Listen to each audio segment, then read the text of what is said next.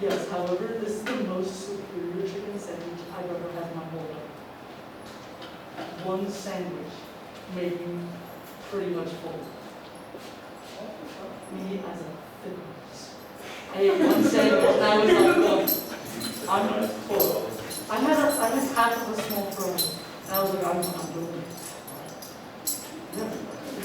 Good morning, everyone. I'm kind of glad we don't have this class on Thursday because tomorrow it could be snowy and windy. Yeah. It won't. This is not. Oh, it's gonna be snowing windy. We just, also like that. Parachute. You say parachute? Parachute around. That's how we get around. Or with surf. Jump off a bone with like a parachute on. Yeah. Like go through campus. Should be confident that could not sit up. No, we're on the same track. Yeah. Don't encourage it.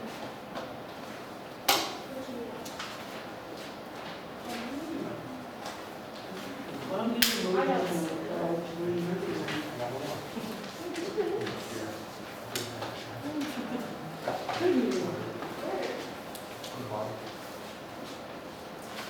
All right, so the good news is I've been staying caught up with my grade in this class.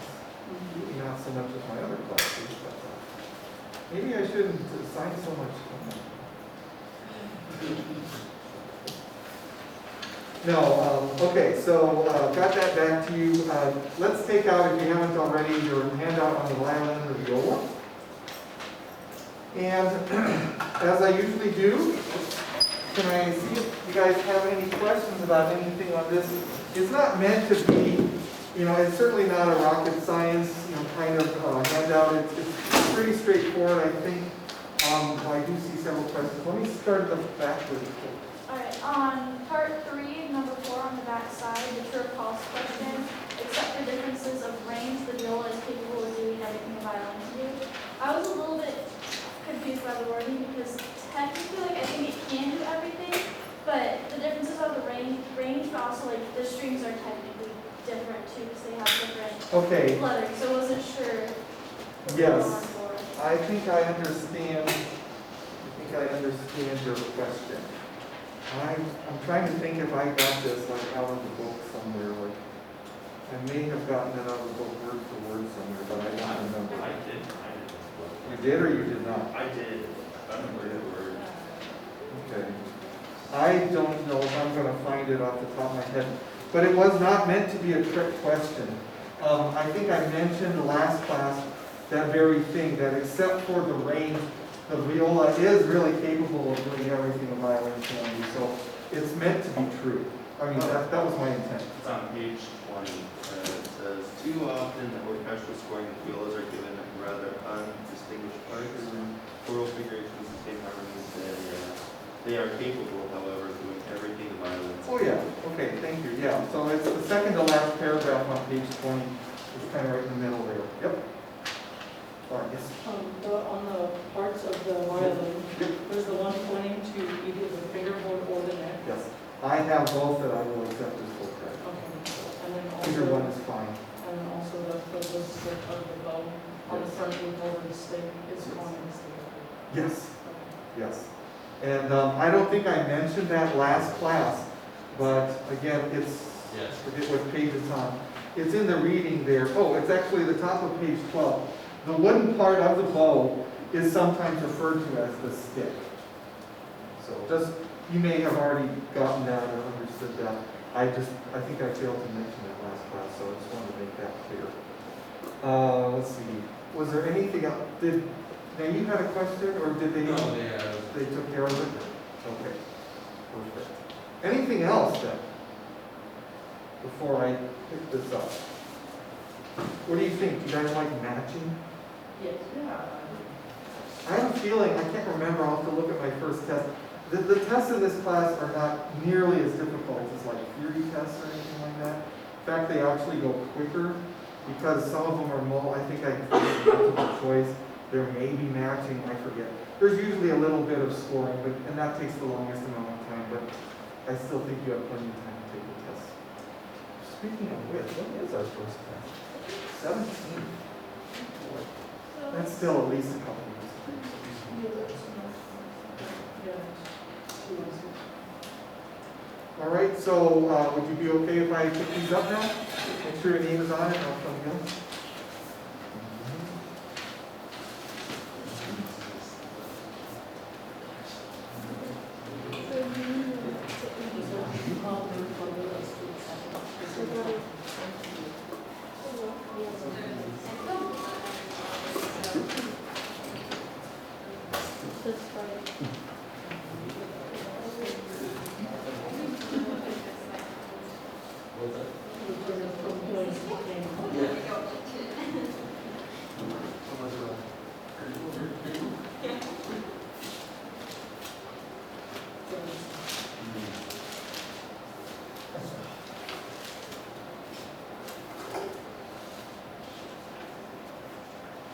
What is that symbol in here?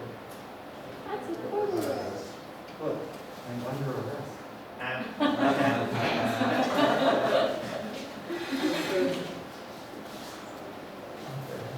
Enough of that, right?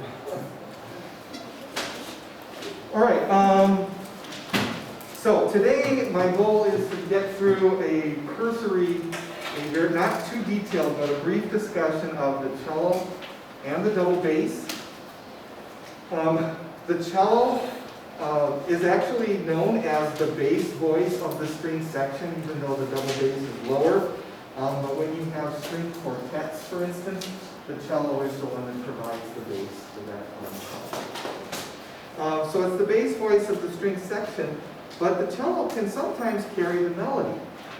And if I have time at the end of class today, I hope to show you another maybe 3-minute video or something on YouTube. We'll see how the time goes. So the full name for the instrument is, and you know, I only mention this because in past years, in my experience, some students do not actually know this. But the full name of the instrument is the violoncello. And some people think it's the violoncello. And it's not that. So I mean, I don't know if you knew that or not, if you did. So it's not this. It's not the word violin plus cello. It's actually violoncello. That's the full name of the instrument. Okay? But most of the time, of course, we just call it the cello. C-E-L-L-O. These were probably way before you were born, but there used to be commercials way back when now I can't think of his name. Bill Cosby used to do commercials, but he used to do them for Jello, and he always used to say J-E-L-L. I don't know if you've ever seen any of those, but he's not able to do commercials. Put it that way. Okay. The practical and the extreme ranges for the instrument and its open strings I have up here. So for the cello, the lowest note, again, don't worry about the high range for the cello. I'm not going to have you memorize that. But the lowest note for the cello is C2. The C 2 octaves below middle C, which is C4. And again, the reason that that is the lowest note on the cello is because it is the lowest open string pitch on the cello. So it doesn't go any lower than that. Speaking of open strings, here we have the 4 of them right here. And the notes are C, G, D, and A. Now, tell me something who can remember from last class? Somebody tell me something similar about the open strings of the cello and let's say the open strings of the viola. Except for how? Different octaves. Yep. The open strings of the cello are exact same as those of the viola, except they are an octave lower. I find that a nice way to remember that. So if you know the open strings to the cello, you know the open strings of the viola, except they're just an octave higher, and vice versa. If you can remember the open strings of the viola, and you can't remember the open strings of the cello, we'll just drop the viola's pitches down an octave and you've got it. So, just like the viola, also like the violin, the open strings of the cello are tuned in fifths. Right? C to G is a fifth, G G to D is a perfect fit, and D to A is a perfect fit. When we get to the double bass, we'll find that that is not true. It's actually a different thing. The normal, what is the normal clef for the cello? Bass clef is the normal clef for the cello players to read from. However, in order to avoid the use of many ledger lines in passages that lie in the upper part of the cello's range, the tenor clef is often used for the cello. And the tenor clef you need to know is the one, let's see, I gotta make sure I get this right, that where the curves are centered around the fourth staff line. So from the bottom up, 1, 2, 3, 4, the tenor clef is often used for high passages for the cello. Be careful, and again, those of you that have had me for theory, I'm not worried or concerned, but be careful that you do not confuse this tenor clef with the alto clef, because the alto clef is never used for cello notation. Alto clef is just not used, never used for cello notation. So, mostly the bass clef for cello, sometimes the tenor clef. The book actually says if there are even passages that go so high even for the tenor clef, the book will say that the treble clef is sometimes used, but I don't want to confuse you. It is so rare to have notes written in the treble. I mean, it can happen. It's just so rare, I don't think we even need to bother with it. So this is your main clef for cello, and this is your backup clef. So it's the tenor clef.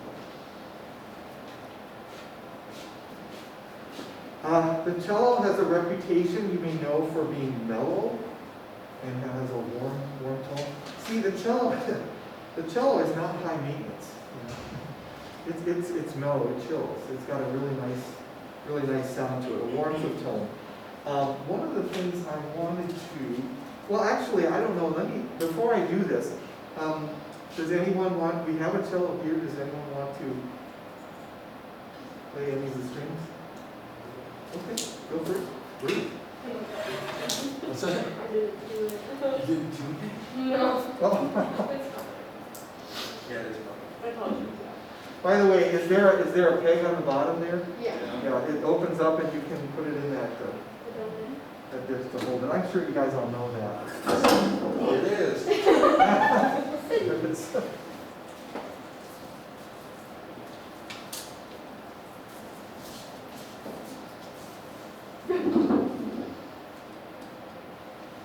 Is this the school's instrument?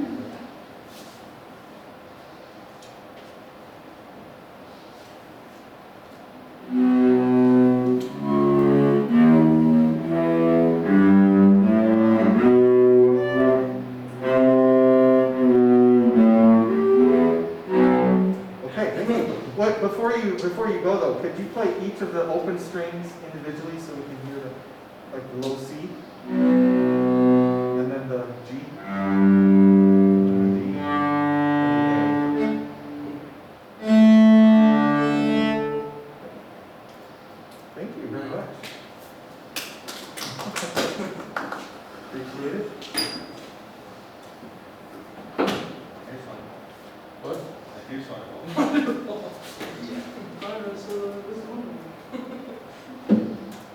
I would like to, if I can get this to connect to the Wi-Fi in here, I would like to play an example from YouTube. Is that showing? No.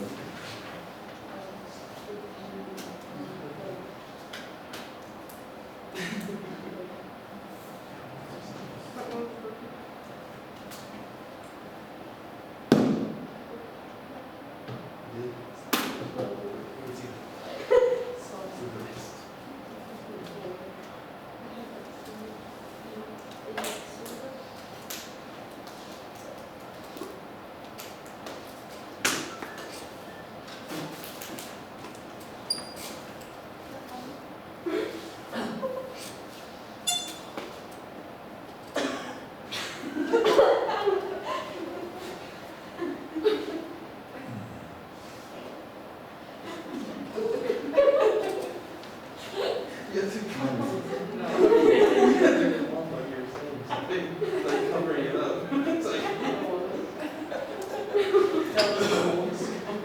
Well, I'm just trying to get into this thing, it's not even.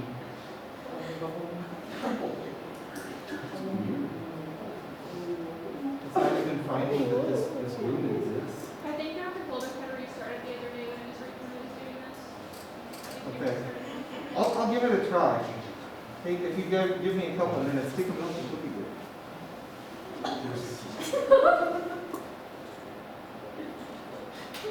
Or someone else can play. Do it, something else.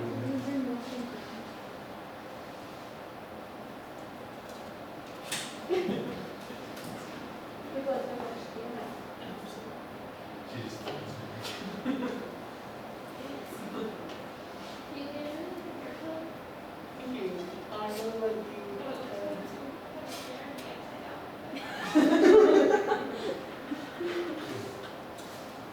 Uh-oh. Somebody else is Austin's right. She's like, I turned out like a phone blower. Austin's right.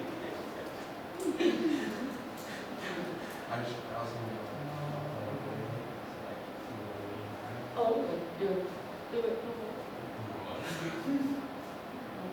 I think we put it on my head. And for half a day, I don't care. Why Because the campers thought it was funny. They're like, there's an eye on your head. I'm like, "This is not." Yeah. There's an eye. Yeah. I put glue on it and I was like, so, and he's like, what'd you do that for? And I'm like, do what? All that I just didn't acknowledge it. That's great. You guys are like, 4 people were like, what's that? I'm like, what do you mean? It's quirky. Zach hates when I do that. I think my art is quirky. I'm not quirky. I'm not like other girls. I can't get them quirky. That's it.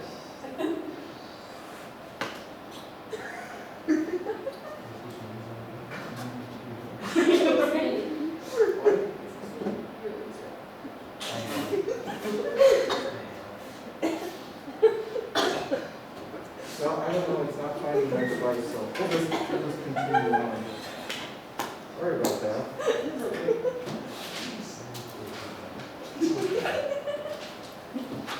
Did I give you? I'm sorry, Dalton. I was gonna play a little bit of the recording that's on the back of this. I don't know why it's not finding my device, and everybody else is already logged in.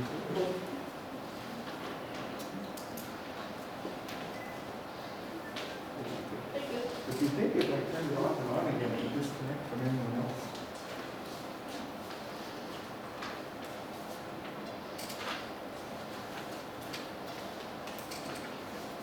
There you go.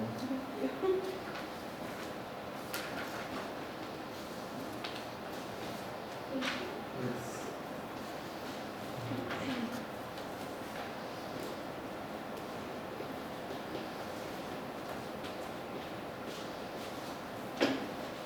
I'm gonna try to turn it off and turn it on again one more time. Something just worked. Yeah. It's like read. Oh, fucking on.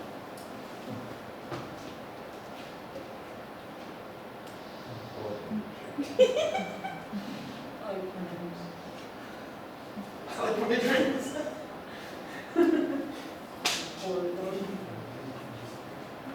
It's just so. Use all the time.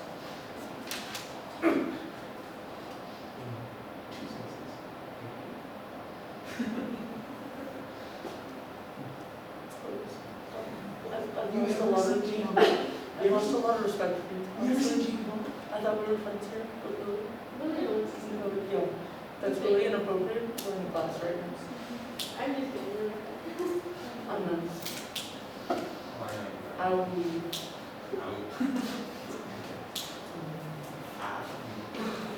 Well, okay, I guess I'm not going to play that. Can we take a look at the back of the handout I just gave you? this is I don't know if anyone knows, but I didn't mark it. This is the second movement of Beethoven's famous Fifth Symphony.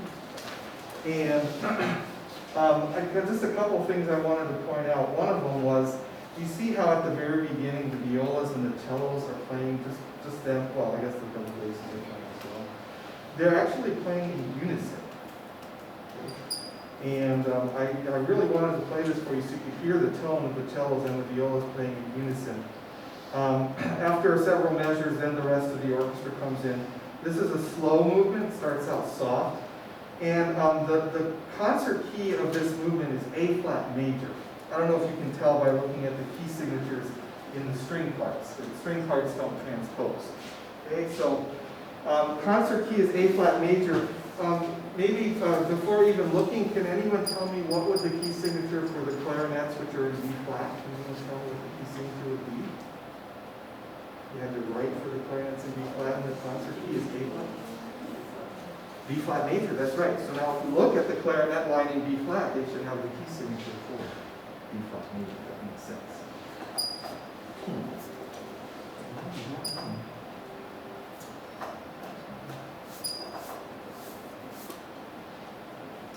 Okay. Well, let's go on. Let's talk a little bit about the double bass. The double bass, of course, is the largest of the string instruments. In fact, it is more than 6 feet tall, I believe. You can probably look it up. Do you want to do that right now? Yeah, I'm gonna have to peg up so it's. yeah, I would put the peg right out. Well, You peg all the way down. yeah, well, that's, I don't know, even with the peg down, it looks like it's going to be pretty close to 6 feet tall. Yeah, so I'm top one.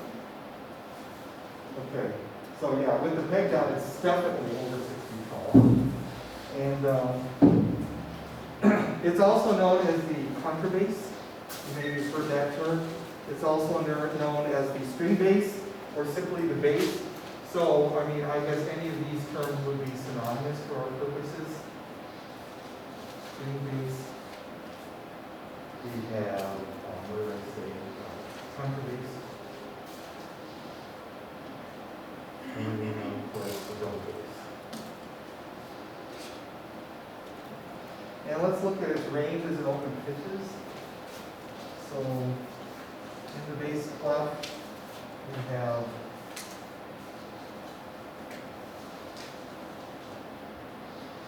this note at the bottom, and we have this note.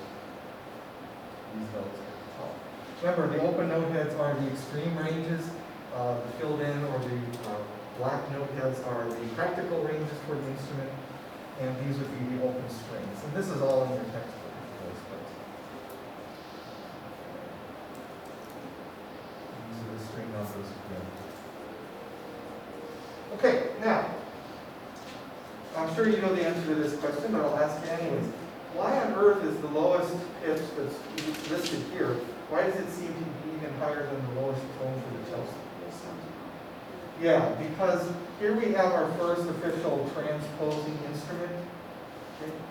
The bass sounds an octave lower than written.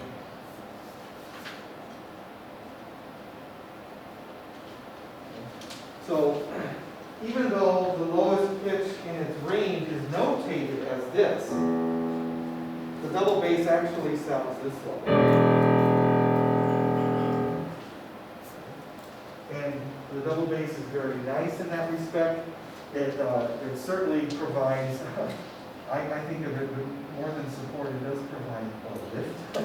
It's hard to describe, especially when the double basses are doubling the cello line, because then we have the cello line and the double basses are going in octaves. And we have a really rich foundation there. So, but just remember that the lowest open string on the double bass is an E. Here are the open strings, E, A, D, and G. And the one thing I did want to mention, one thing that's different about the open strings and the double bass compared to all the other string instruments is that the bass strings are tuned in fourths, perfect fourths, okay? E up to A is a perfect fourth, A up to D, and D up to G. tuned in fourths, not like this, like the other ones. We talked about how it sounds an octave lower than written, so another way to say that would be the notes have to be written an octave higher than they are intended to sound. That goes back to the whole green sheet, blue sheet kind of thing again, right? If it sounds an octave lower than written, then in order to write a particular pitch for it, you need to write the pitches an octave higher than you really want them to sound. Okay? The double basses often double the cello line, as I said, in orchestral scores. One staff and only one line of music is typical for both instruments. Let me see if it's going to allow me to use the document. Because if so, I'll show you a few examples out of your book.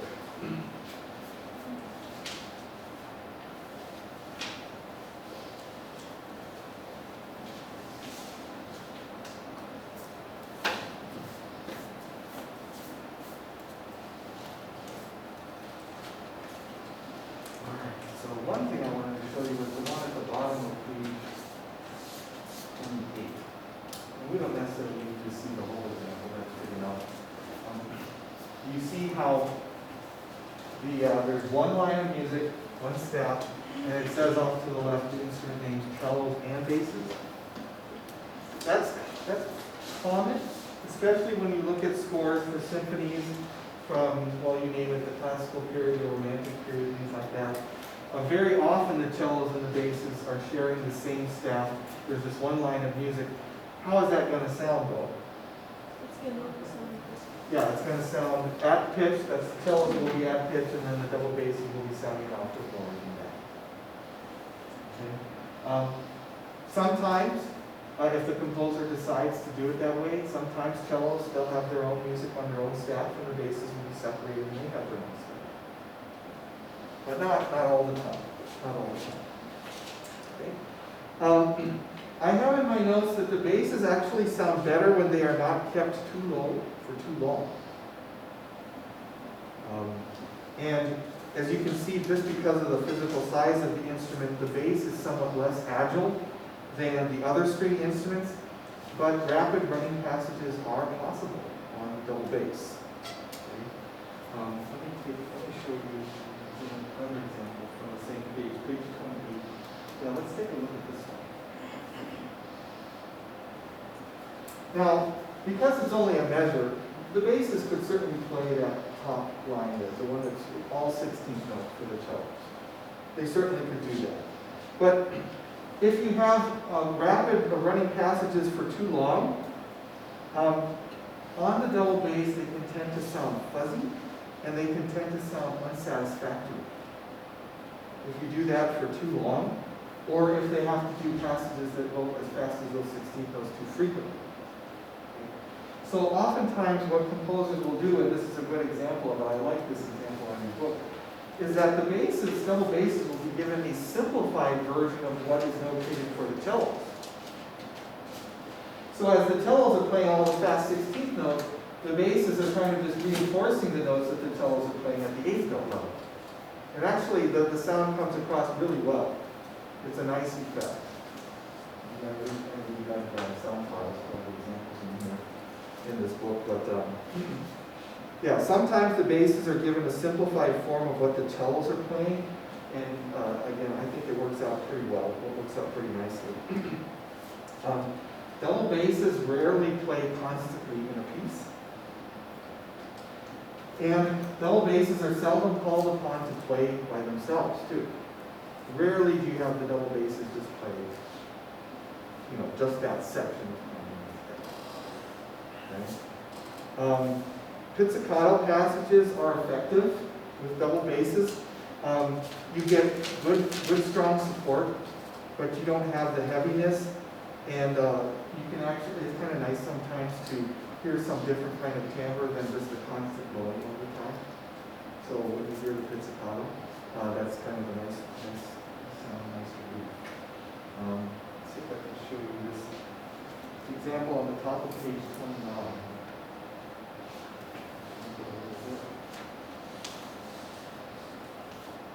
Here's an example from a Schubert symphony where the cellos and the basses are notated separately on separate staffs. And they actually have different different notes, different pitches. So the cellos in this example, they have the melody, and the basses are actually punctuating or supporting the melody just on the downbeats of the measures, as you can see, pizzicato. Pizzicato. So cellos are bow because it doesn't say arco, so you just assume that they are bow. But the basses are by pizzicato, so they are pluck and go. And I actually, let's see, I wonder since it's, I actually had the sound file for this one ready to go too, but I don't know if it's not letting, if it's not letting me connect to the Wi-Fi, then I don't have a feeling that it's not going to let me play anything like that. Let's see. I don't think it's going to do this.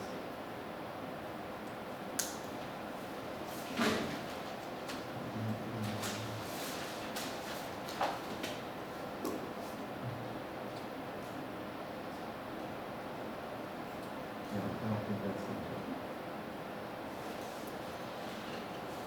That's too bad. That's a really good message.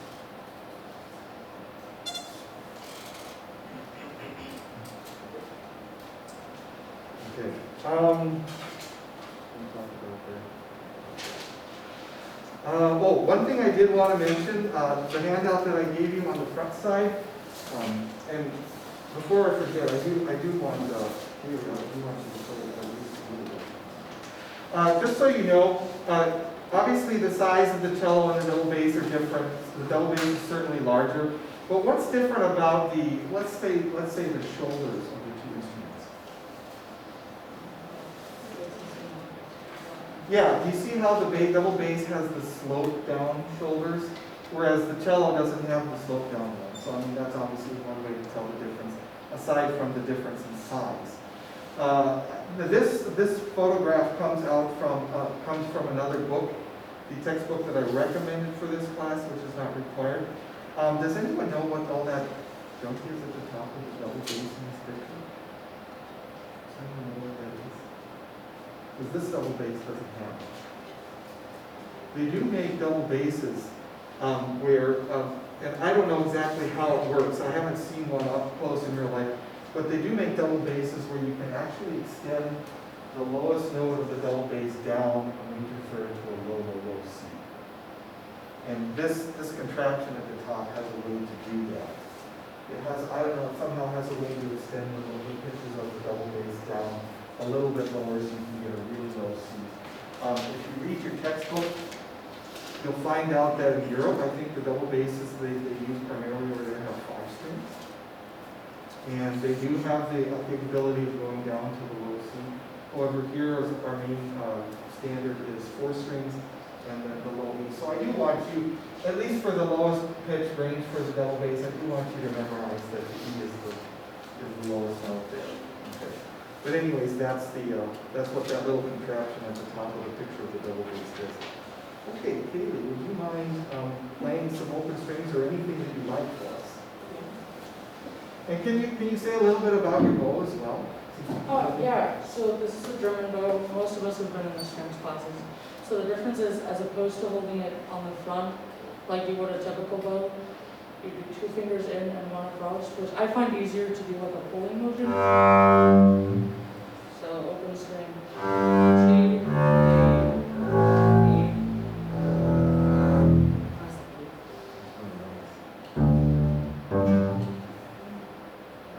By the way, just you can kind of hold it sideways so that you can see the profile. Look at the size of the bridge. That bridge must be over, what, 7 inches tall?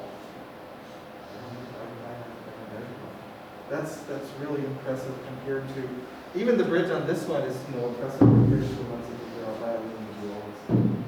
And I understand that this is one of the newer double basses that the school has, so I actually think it sounds pretty good.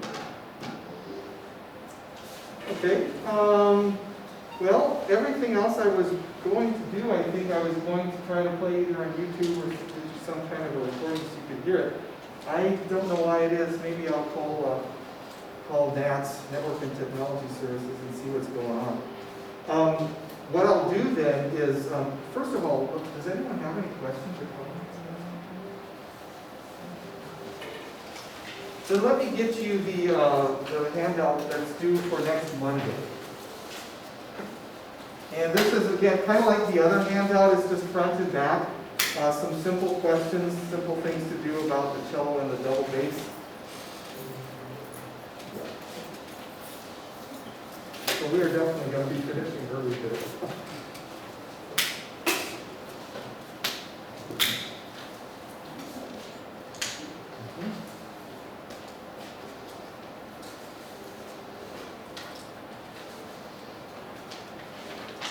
Thank you for your patience.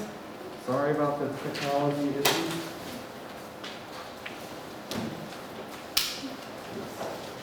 Sometimes I really like this activity.